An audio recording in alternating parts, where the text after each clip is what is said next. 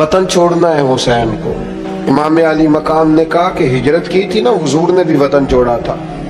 दूर खड़े हैं नाना तेरे करम के खजीने की खैर हो, मैं जा रहा हूँ तेरे मदीने की खैर हो। फिर हुसैन इब्ने अली वहां से निकले, बच्चे साथ, डटना पड़ा, भूख प्यास, बच्चों का साथ, फिर बच्चों की शहादतें, ये सारी चीजें इंसान को कमजोर कर देती है ना।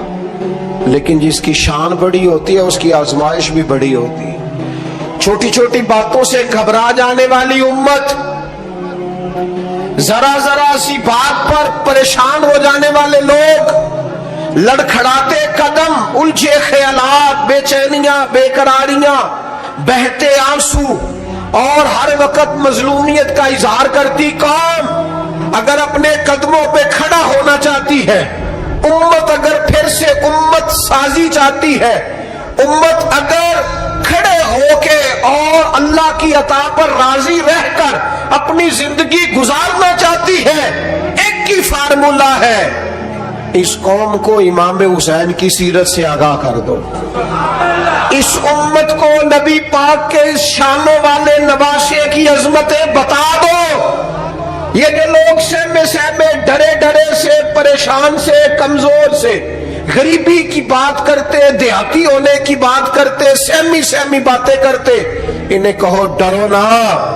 वो देखो परदेश में हुसैन इब्ने अली थोड़ी देर पहले हजरत अली अकबर की लाश मुबारक उठा के लाए हैं और ला करके खैमे में रखी है, लेकिन उन्हें पता है कल भी तो जाना है ना। उन्हें पता है ना कितने कुछ साल जीना है, बिल आखिर जाना तो है ना। जिस धज से कोई मक्तल में गया वो शान सलामत रहती है, इस जान की कोई बात नहीं, ये जान तो आनी जानी है। मौत बिस्तर पे भी आ जाया करती है, लेकिन जो मैदानों में डट के रहते हैं उनको तारीख जरा जिंदा रखा करती है। कमजोर जिंदगी ना गुजारो, डरी हुई जिंदगी ना गुजारो, और ये कभी ना कहो हाय हुसैन। हम हाय हुसैन वाले नहीं, हम वाह हुसैन वाले हैं। हमारे बुजुर्गों ने हमें ये सबक दिया है, हमने कहना वाह हुसैन।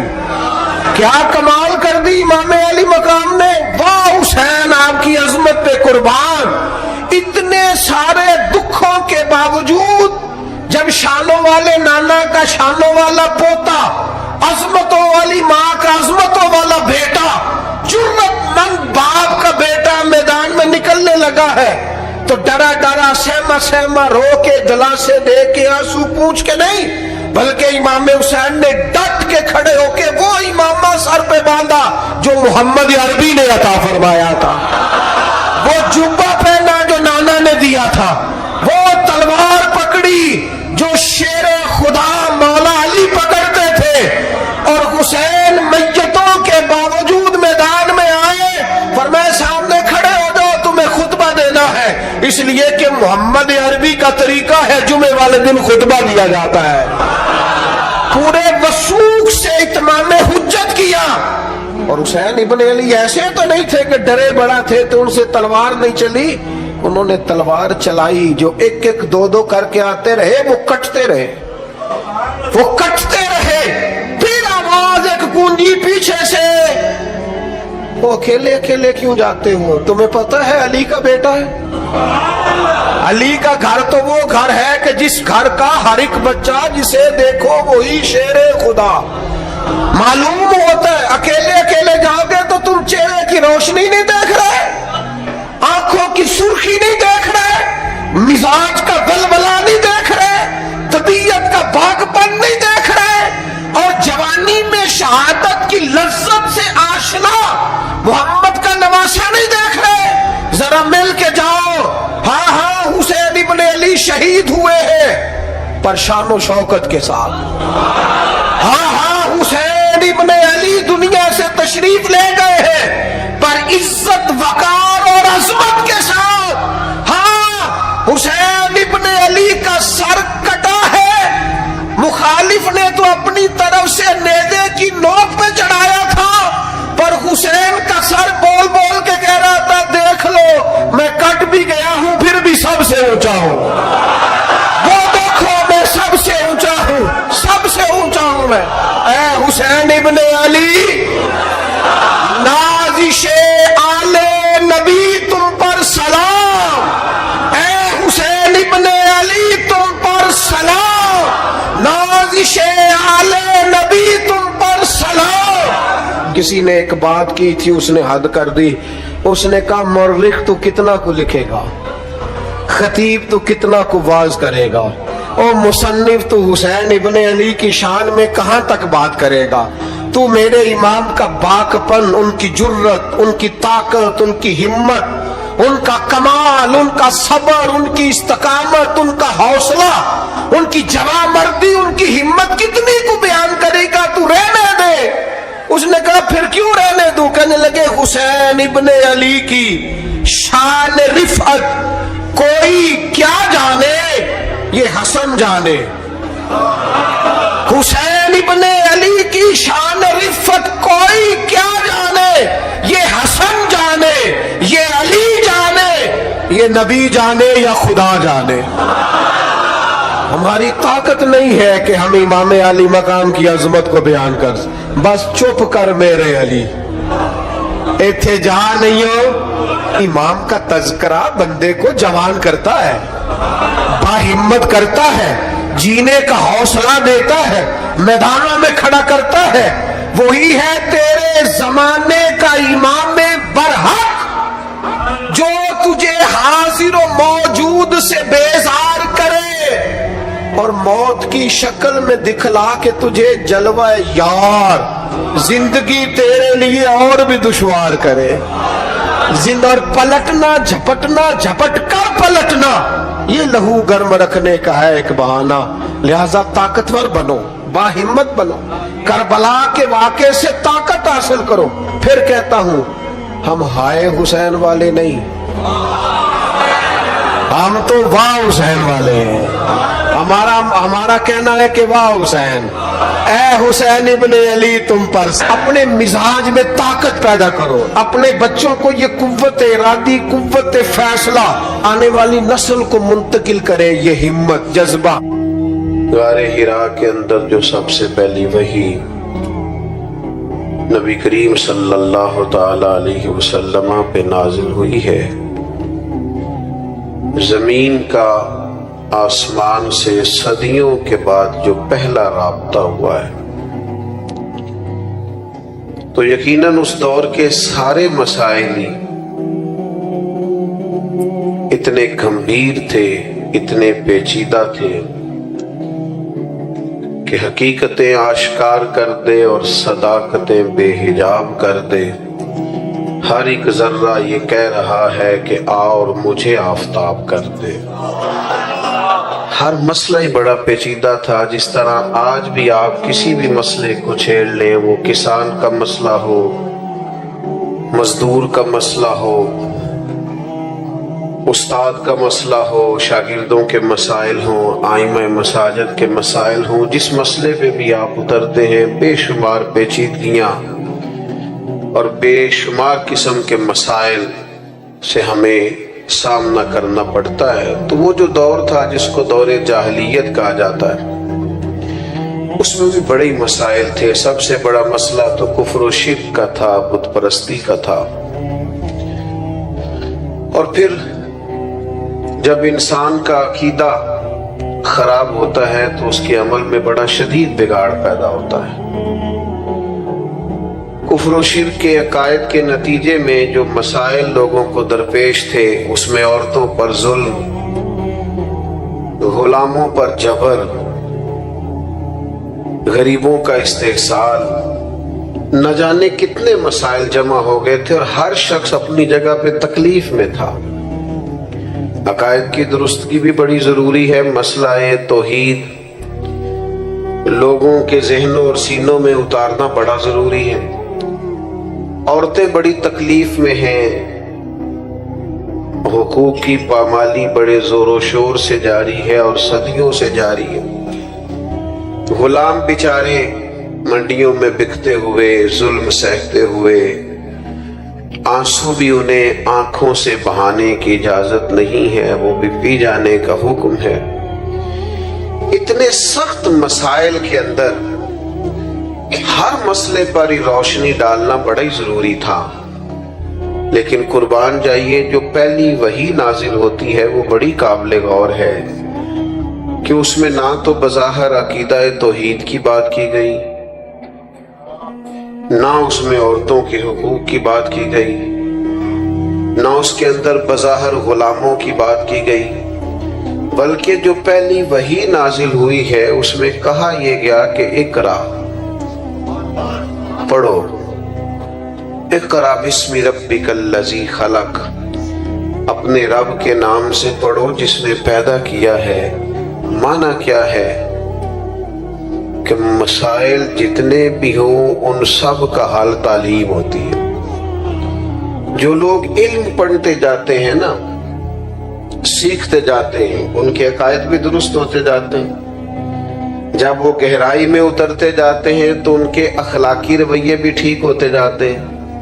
جب انسان پڑھتا جاتا ہے، علم حاصل کرتا جاتا ہے، تو پھر یہ ہوتا ہے کہ اسے حقوق کا بھی خیال آتا ہے، بلکہ جتنا زیادہ کوئی شخص پڑھتا ہے لکھتا ہے اس کا اپنا مزاج اس قدر زیادہ شستہ ہو جاتا ہے کہ بعض جگہوں پہ اسے کہنا پڑتا ہے کہ میاں تھوڑی سختی بھی کرے، آپ تو زیادہ ہی نرم مزاج ہو گئے، کہنا پڑتا ہے کہ آپ تھوڑی سی شدت بھی پیدا کریں، بعض مسائل آپ کی نرمی کی وجہ سے خراب ہو رہے۔ تعلیم، علم ایک ایسی روشنی ہے، لیکن وہ تعلیم ہو، وہ سیکھنے کے لیے ہو، وہ شعر و سخن نہ ہو، محفلیں گرمانے کے لیے جملوں کو ازبر نہ کیا گیا ہو، وہ سیکھنے کے لیے ہو، تعلیم پانے کے لیے ہو، اس کے لیے طلب بھی ہو، تڑپ بھی ہو۔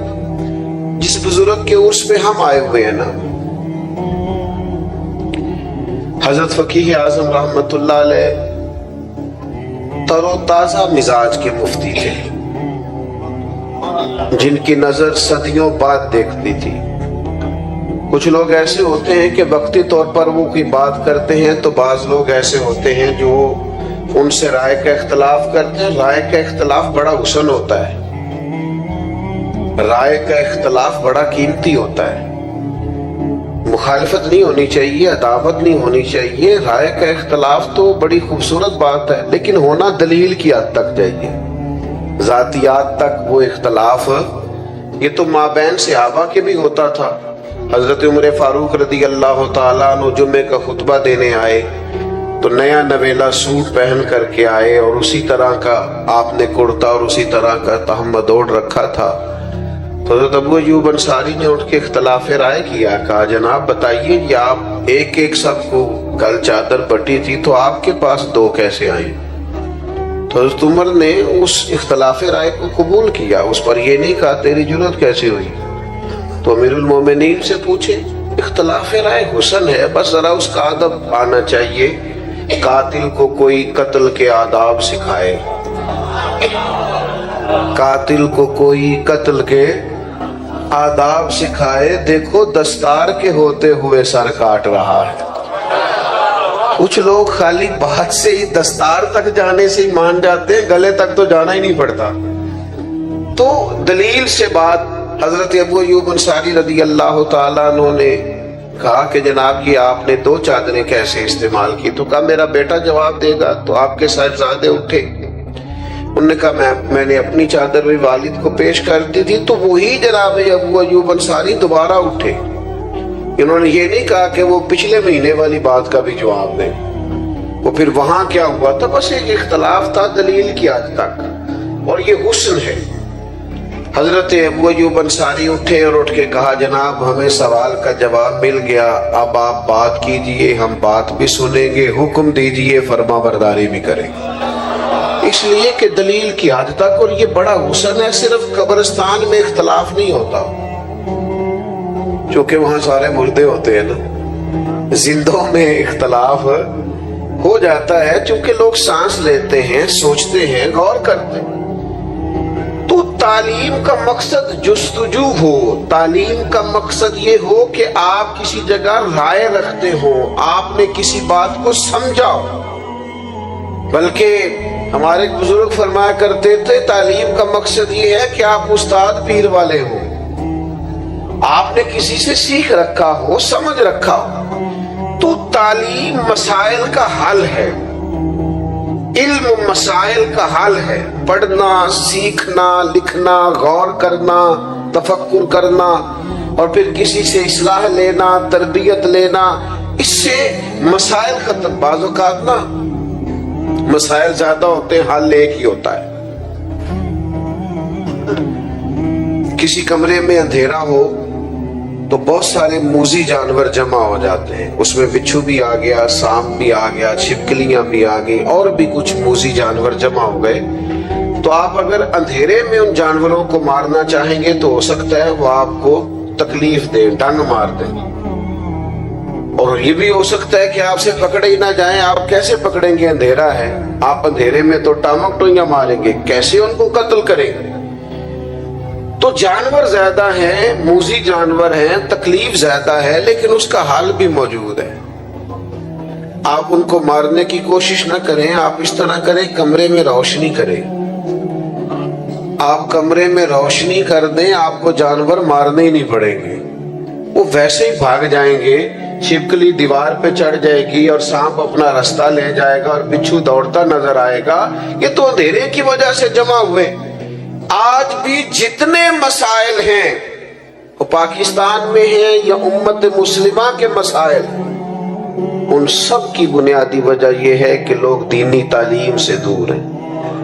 میں آپ کو سچ بتاتا ہوں, میں آپ کو دیانتداری سے بتاتا ہوں. چھوٹا آدمی ہوں لیکن میں آپ کو تجربہ کر کے اور ماحول کو پڑھ کے, دیکھ کے, غور کر کے بتاتا ہوں کہ مسائل اس لیے پیدا ہوئے ہیں کہ لوگ دینی تعلیم سے دور ہیں. حضرت فقیہ اعظم چونکہ سمجھدار تھے, حضرت سید ابو البرکات چونکہ سمجھدار تھے, حضرت امام المحدثین سید دیدار علی شاہ صاحب رحمت اللہ علیہ چونکہ معاملات کو پہلے سے سمجھ گئے تھے, یہ لوگ حضرت محدث اعظم پاکستان رحمت اللہ علیہ چونکہ گہرائی میں اتر گئے تھے. میں آپ کو ذمہ داری سے کہتا ہوں, یہ سارے لوگ بزرگ تھے, ان کے چہرے بڑے نورانی تھے, ان کا اٹھنا بیٹھنا بڑا وزادار تھا. یہ خالی پیری مریدی بھی کرتے تو جمتی تھی, یہ دم درود بھی خالی کرتے تو چلتا تھا, یہ صرف حلقہ احباب میں بیٹھ کر واعظ و ارشاد کرتے تو چلتا تھا. لیکن یہ بہت عرصہ پہلے سمجھ گئے تھے کہ اس قوم کے مسائل کا حل علم میں ہے. بوڑھے سید حضرت سید ابو البرکات شاہ صاحب 18 گھنٹے انہوں نے لوگوں کو اسباق پڑھائے. وہ چل سکتا تھا کام. میں کہہ رہا ہوں کہ وہ کاظمی سید تھے, وہ آرام سے دم درود کرتے, کوئی مسئلہ نہیں. لیکن مشکل ترین اسباق اور رات کو پہلے مطالعہ کرنا اور پھر وسائل جمع کرنا, علم کی روشنی اور علم کو پڑھنا. اور پھر میں آپ کی خدمت میں عرض کروں, ایک تو وہ طلباء ہیں جو اپنا وقت نکال کے باقاعدہ اداروں میں آ گئے, آپ نے بھیج دیے. لیکن ہم جو باقاعدہ اداروں میں نہیں آتے, ہماری ذمہ داری ہے ہم اپنے مشائخ کے پاس بیٹھیں, ہم تھوڑا سفر کریں, تھوڑی جد و جہد کریں. آپ ذرا وہ بخاری شریف کی خوبصورت روایت دیکھیے نا. حضرت کثیر بن قیس فرماتے کہ ایک شخص مدینہ شریف سے چلا اور سینکڑوں میلوں کا سفر طے کر کے وہ دمشق کی جامع مسجد میں پہنچا. اور جب اس سے پوچھا گیا کہ جناب اتنا مشکل ترین اور کٹھن ترین سفر, یہ آج لوگ گاڑی کے اندر بند ہوتے ہیں, ہیٹر کی سہولت موجود ہوتی, اور اگر آپ کو کہیں رکنا ہے تو آپ کے لیے اسباب موجود ہیں, پیٹرول پمپ موجود ہے, کھانے کا, پینے کا, نماز پڑھنے کا, سستانے کا سامان موجود ہے. پھر بھی لوگ کہتے ہیں جناب سفر بڑا مشکل کام ہے, دھند بڑی پڑی ہوئی ہے, راستہ نظر نہیں آتا, حد نگاہ بڑی کم ہو گئی, کیسے سفر کریں, بڑی مشکل ہے. لیکن میرے بھائیوں, گھوڑوں اور اونٹوں پہ سفر کرنا اور اتنی جد و جہد کرنا اور سینکڑوں میلوں کا سفر طے کر کے آنا اور پھر کسی سادہ سے درویش کے پاس بیٹھنا, اور جب وہ پوچھے کہ میاں کیسے آنا ہوا تھا تو کہا اور کوئی مقصد نہیں تھا, पता चला था आपके पास मदीने वाले महबूब की एक हदीस पाक मौजूद है। अच्छा ये चस्का है अगर लग जाए तो, ये भी चस्का है अगर नहीं समझ आई आपको बात, ये भी, ये पूरा मजा है हदीस ढूंढने जाने का। आप यकीन करेंगे पूरा मजा है तफसीर कुरान को समझने का कि ये आयत मुझे समझ में नहीं आ रहा। मैंने शान नुज़ूल भी देखा है, चंद किताबें भी देखी हैं, 10, 15, 20 असातिज़ा को फोन करना, ये भी पूरा मजा है, पर शर्त ये है कि ये लग जाए तो। ये भी एक पूरा जायका है। लग गया था ना इमाम मुस्लिम को, लोग कहते हैं खजूरें खाते खाते अल्लाह के हुजूर हाजिर हो गए। मैंने कहा खजूरें तो आम बैठ के खाएं तो इतनी खाई नहीं जाती। असल मतलब ये था कि किताब की वर्क गर्दानी करना और उसको ढूंढना कि मेरे नबी करीम ने इस मौके पर क्या फरमाया है। ये जायका भी अगर कभी लग जाए ना, ये सूरत भी अगर कभी बन जाए तो ये बड़ा मजा देती है। इसका भी एक अपना लुत्फ है, एक अपना जायका। हज़रत मुआज़ इब्न जबल रज़ी अल्लाह ताला अन्हु बयान फरमाते, कहते मैंने दर्जनों लोग ऐसे देखे हैं जो हुजूर की बारगाह में बैठे होते थे तो यूं लगता था जैसे झोलियां फैला रखी, उनकी नजरें झुकी होती थी, ऐसे गोया सरों पे परिंदे बैठे हैं, लेकिन उनकी होश इतने सलामत होते थे कि एक एक बात महबूब की महफूज किए जाते। और आप कभी कुतुबे हदीस का मुताला करें, उन्होंने सिर्फ हुजूर की बातें याद नहीं की, हुजूर ने किस मौके पर क्या इशारा किया था वो भी याद करके रवायत किया। अगर महबूब ने कहीं 2 उंगलियां जोड़ के दिखाई हैं तो हर रवायत में उनकी 2 उंगलियां जुड़ी हुई नजर आती। ये भी एक जायका है, एक लुत्फ है। हमारा ये मसला बन गया है कि हम ना ये वाला ज़ौक नहीं पैदा करते। ये वाली तो हमने कुछ ऐसे बुजुर्ग देखे अपनी जिंदगी में जिन्होंने बहुत उलमा की तकरीरें सुनी, लेकिन इस तरह करके सुनी कि जिस महफिल में गए कागज कलम साथ ले गए। हजरत ने आज क्या बयान किया उसको नोट किया, उनके पास जखीरे जमा हो जाते थे। वो सुन सुन के बाज लोगों की कुव्वत समात बड़ी अच्छी होती, सुन के जल्दी याद कर ले। सुन सुन के उन्होंने बड़ी सारी बातें अपनी तरबियत के लिए अपनी, और फिर इस तरह भी हुआ कि उन सुनने वालों में से बहुत सारे सूफी तैयार हुए। मैं दर्जनों ऐसे लोगों को जानता हूं, इन्होंने बाकायदा निसाब तो नहीं पढ़ा, लेकिन किसी शायख की सोबत उठाई है तो बेहतरीन करके उठाई, जबरदस्त करके उठाई है, उसके नुकूश नजर आते हैं बाकायदा। तो ये ज़ौक जो है ना, थोड़ा सा इल्म का शौक, आज बड़ा घुटन वाला माहौल हो गया है। हर बात पे इतराज, हर बात पे शिकवा। आप तो माशाल्लाह अहले मोहब्बत हैं और यहाँ एक खानका पे तशरीफ फरमा है, लेकिन जब दुनिया से उठ के हम ऐसे ही जगहों पे जाके बैठते हैं ना जो कहीं वाबस्ता नहीं, जो दूर बैठे हुए और जिनके मिजाज में तनकीद है, तो हम जब उनकी बातें गौर से सुनते हैं ना कि बहुत अमीर आदमी है लेकिन उसका ख्याल ये है कि यार ये मौलवी कुछ भी नहीं कर रहे, ये बस बाज मामलात में उनका ख्याल होता है कि बोझ ही बने हुए। तो जब उन लोगों की सारी बातें गौर से सुनते हैं तो महसूस होता है बेचारे किसी प्रोपेगेंडे का शिकार है, किसी ने वहम में डाल दिया है। जाहिर है कोई बंदा भी उस वक्त छोटा नजर आता है जब उसे दूर से देखा जाए या गुरूर से देखा जाए। वो कभी करीब आते नहीं, बैठते नहीं, चीजों को समझते नहीं, मामलात पर गौर नहीं करते, तो वो दूर बैठकर प्रोपेगेंडा करते हैं। अजीज दोस्तों, जब हमारा मिजाज इल्मी होगा, हम चीजों को समझेंगे, इखलाकियात के ताल्लुक से हमारे पास निसाब मौजूद होगा, हमें उन सारी बातों का पता होगा जो नबी पाक अलैहिस्सलाम ने हमारी तरबियत के लिए बयान फरमाई, और हम उनका शौक रखते होंगे, और फिर हमारे पास वो जखीरा इस तरह मौजूद होगा कि हमारी अमली जिंदगी में भी वो नाफिज होगा। तो आप यकीन करें बहुत सारे प्रोपेगेंडे खुद ब खुद खत्म हो जाएंगे, बहुत सारी चीजें खुद ब खुद खत्म हो जाएंगी। एक वकील साहब से एक दफा किसी नशिस्त में मुलाकात हो गई, तो वो कहने लगे कि आप लोगों ने ना लोगों को कब्र परस्त बना दिया है। میں نے تسلی سے ان کی بات سنی. میں نے کہا میں اس حوصلے سے آپ کے سارے تانے برداشت کروں گا کہ پھر مجھے بھی آپ موقع دیں.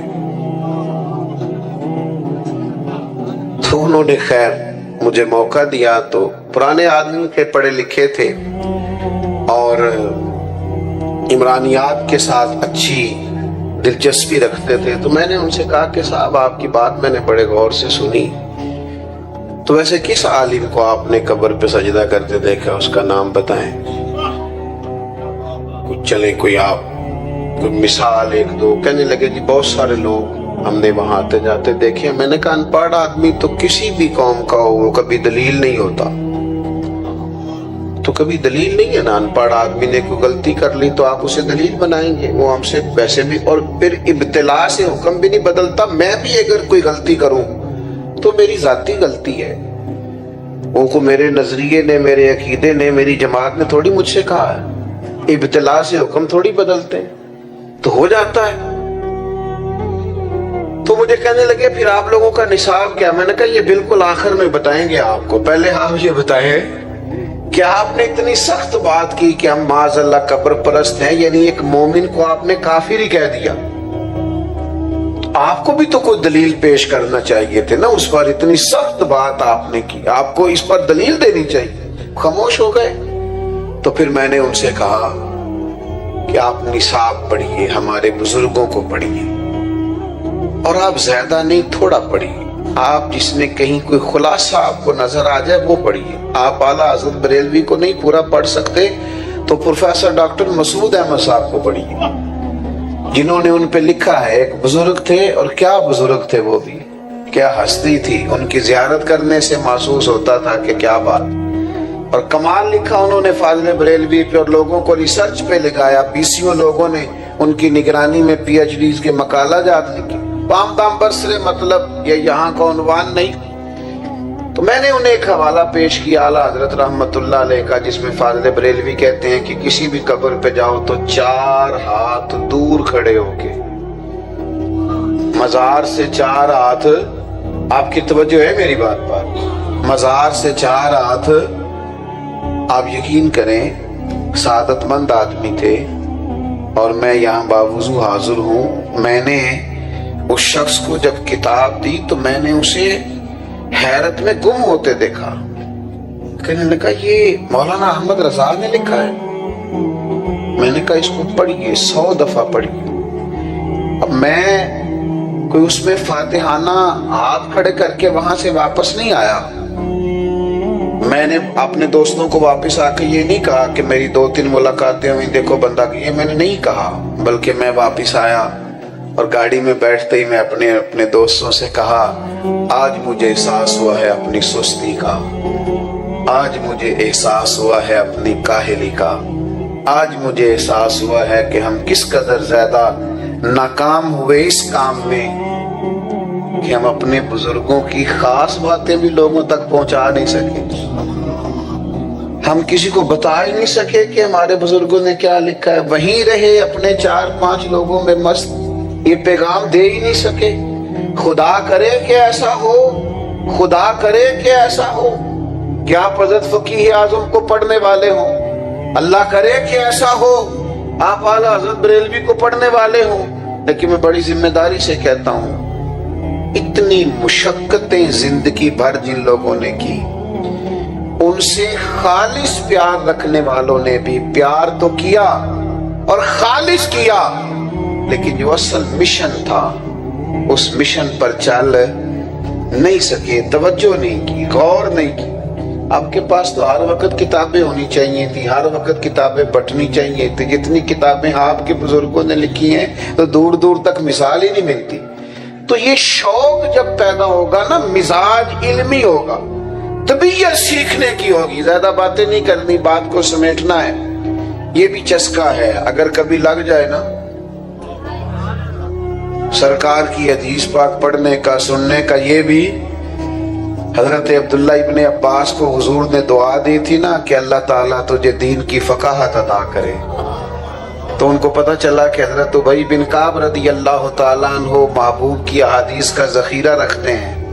تو پھر ان کے گھر جاتے تھے تو استاذ کے احترام کا یہ حال تھا کہ دستک نہیں دیتے تھے، ان کے دروازے پہ بیٹھ جاتے تھے، اور فرماتے ہیں کبھی میں یوں بھی بیٹھتا کہ میں بیٹھا رہتا، اور پھر کبھی یوں بھی بیٹھتا کہ بیٹھے بیٹھے تھک جاتا، اور پھر میں اپنے امامے کا سرہانہ بنا کے ان کے دروازے کے کونے پہ ایک سائڈ پہ لیٹ جاتا۔ ٹھنڈی ہوائیں جب مدینہ چوم کے گزرتی تو ریت میرے بالوں میں پڑ جاتی۔ فرماتی میرے استاد حضرت ابی بن کعب اپنی مرضی سے باہر آتے اور مجھے لیٹا ہوا دیکھتے تو میں ان کی آنکھوں میں آنسو بھی چمکتے دیکھتا، اور پھر وہ فرماتے ہو میرے نبی پاک کے چچا زاد مجھے بلا لیا ہوتا، میں آپ کے پاس آ جاتا، تو فرماتے نہیں آج شہزادہ بن کے نہیں آیا، شاگرد بن کے آیا۔ مجھے کچھ محبوب کی احادیث آپ سنا دے میں ان کو یاد کر لوں۔ میرے عزیزو یہ بھی ایک ذائقہ ہے، خدا را کوئی ایسی ویڈیو نہیں بچی جو ہم نے نہ دیکھی ہو، کوئی ایسی نئی داستان نہیں جو ہماری نظروں سے نہ گزری ہو۔ یعنی ابھی کسی نے تصویریں چڑھائے 5 منٹ نہیں گزرتے ہم دیکھ بھی لیتے ہیں، ایک دوسرے سے پوچھ رہے ہوتے ہیں جناب وہ کیا بنا، اور میری طرح کا کوئی شخص اگر کہہ دے میں تصویریں دیکھ نہیں سکا تو کہندے لو تسی ساڈیاں تصویریں ہی نہیں تکیاں، اتنا قریبی تعلق ہے۔ وہ باہر آ جائیں، اب تو تھکاوٹ ہو گئی ہے ان کاموں سے، اب تو بعض اوقات طبیعت پہ بوجھ بنتی ہیں بعض چیزیں۔ عملی زندگی میں آئیں، کتاب و سنت کا شوق پیدا کریں۔ تھک گئے ہیں لوگ مال کما کما کے، تھک گئے ہیں لوگ اچھے کھانے کھا کھا کے، تھک گئے ہیں لوگ دنیا کے مسائل حل کر کر کے، تھک گئے ہیں لوگ ٹریولنگ کر کر کے۔ اب وہ لوٹنا چاہتے ہیں رسول کریم کے قدموں کی طرف۔ بے چینیاں بڑھ گئی ہیں، پریشانیاں بڑھ گئی ہیں، ذہنی آوارگی بڑھ گئی، حالات کنٹرول سے نکل رہے ہیں۔ دنیا واپس گنبد خضرا کی طرف لوٹنا چاہتی ہے۔ دینداروں کی ذمہ داریاں بڑھتی جا رہی ہیں، انہیں دینی ذوق اور دینی علم کے فروغ کے لیے جدید تقاضوں کے مطابق منظم جدوجہد کرنی پڑے گی۔ اور وہ طبقہ جس کے بارے میں میرا اور آپ کا خیال ہے کہ یہ بالکل بھی دین سے دور ہے، میں سفر مجھے بول کرنا پڑا زندگی میں، تو بڑے خوبصورت تجربات ہوئے۔ ہم کوئی 7-8 گھنٹے والی ایک فلائٹ میں موجود تھے، تو میرا خیال یہ تھا کہ یار یہ سارے لوگ شاید دنیا دار ہیں، تو میرے موبائل میں کچھ قرآن مجید ہے تو میں شاید دیکھ رہا ہوں، تو ایک نوجوان ہم نے ایسا بھی دیکھا جس نے بال پیچھے سے باندھ رکھے، بونی پہنی ہوئی، اور اس کی حالت یہ تھی کہ پینٹ شرٹ بھی چلو لوگ پہنتے ہیں پر کچھ زیادہ ہی اس نے جدید پہن لی تھی۔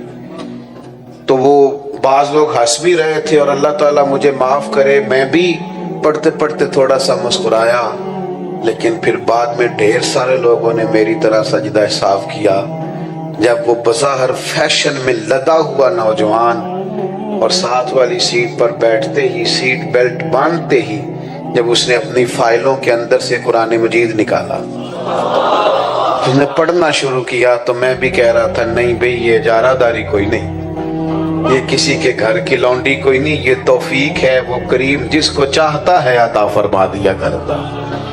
تو آپ یہ مت سمجھیے کہ یہ بگڑا ہوا جوان ہے یہ قریب نہیں آئے، آپ اس کے اندر ذوق تو پیدا کریں، اس کا دل تو دھڑک رہا ہے، دل اگرچہ جان گزل ہے، کروں کیا کہ دل ہے، غم عشق اگر نہ ہوتا تو غم روزگار ہوتا، ان کو عشق کا غم نہیں لگا تو روزگار کا لگ گیا ہے، انہیں غم عشق لگائیے لگ جائے گا، یہ تو تیار بیٹھے ہیں، کوئی ہے ہی نہیں جو آ کے چنگاری سلگا دے۔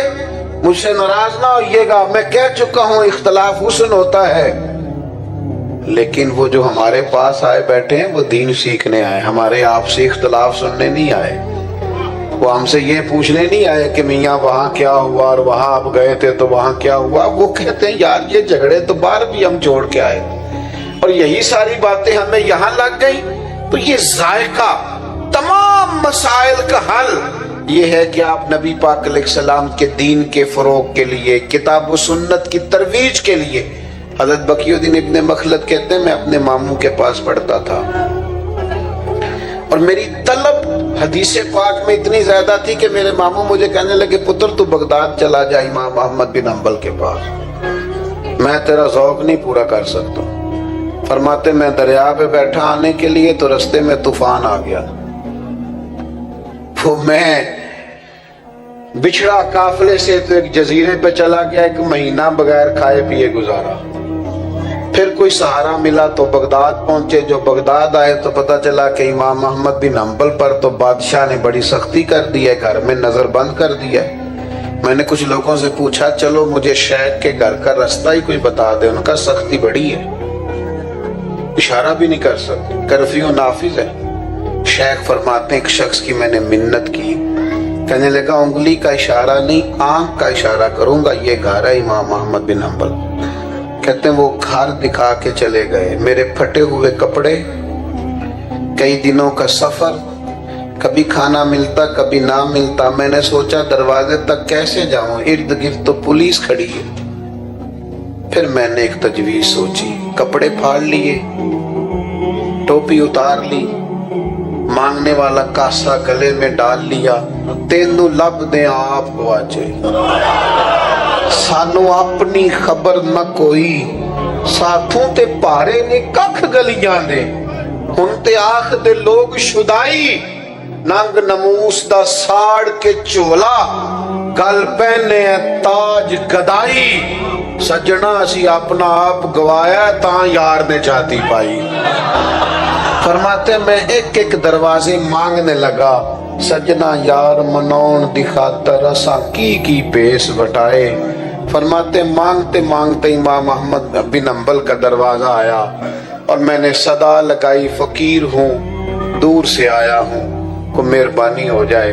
کہتے ہیں شیخ باہر تشریف لائے فقیر کو دینے کے لیے، اور جب 1 دینار وہ میرے کاسے میں ڈالنے لگے، چھوڑ دیں جی مہربانی کریں، اتنی مزیدار بات ہو رہی ہے کیوں دخل دے رہے ہیں آپ، بات سنیں۔ فرماتے ہیں کہ جب وہ 1 دینار ڈالنے لگے تو میں نے ہاتھ پکڑ کے چوم لیا،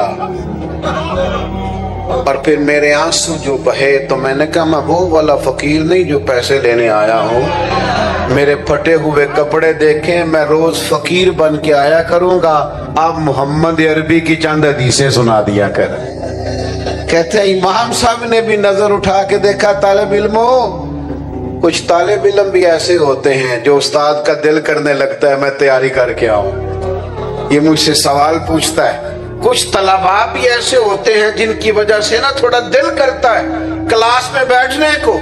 شیخ فرماتے ہیں کئی مہینے میں فقیر بن کے جاتا رہا، اور کئی مہینے میں کاسا آگے کر کے حدیثیں سنتا رہا، پھر حالات بدل گئے، حالات بدل ہی جاتے ہیں۔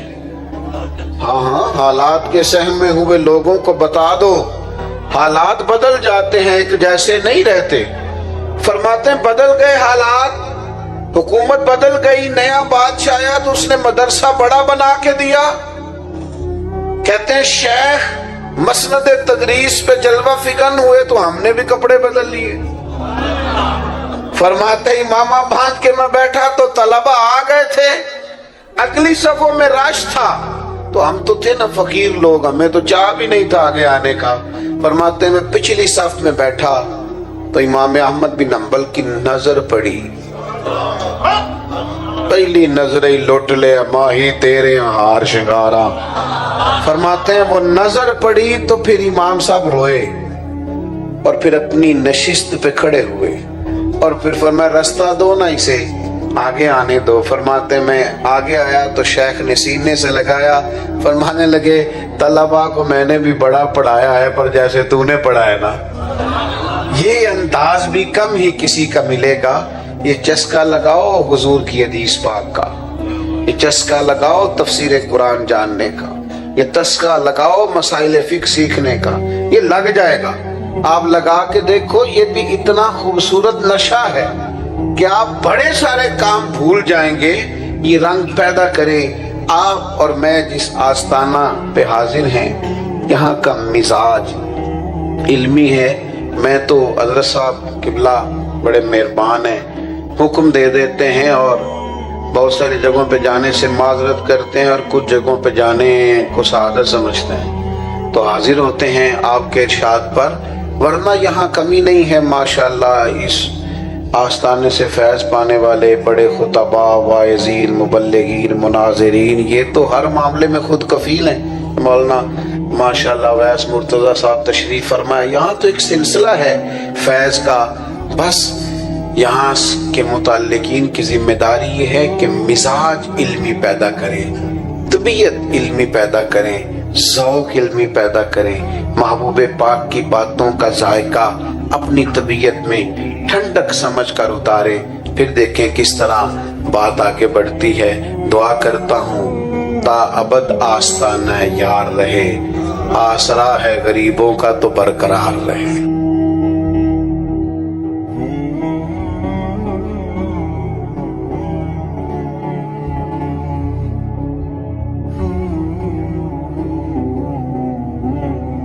ہمارے ہاں نا لوگوں نے اپنی اپنی مرضی کے حساب کے کام سمجھ لیے.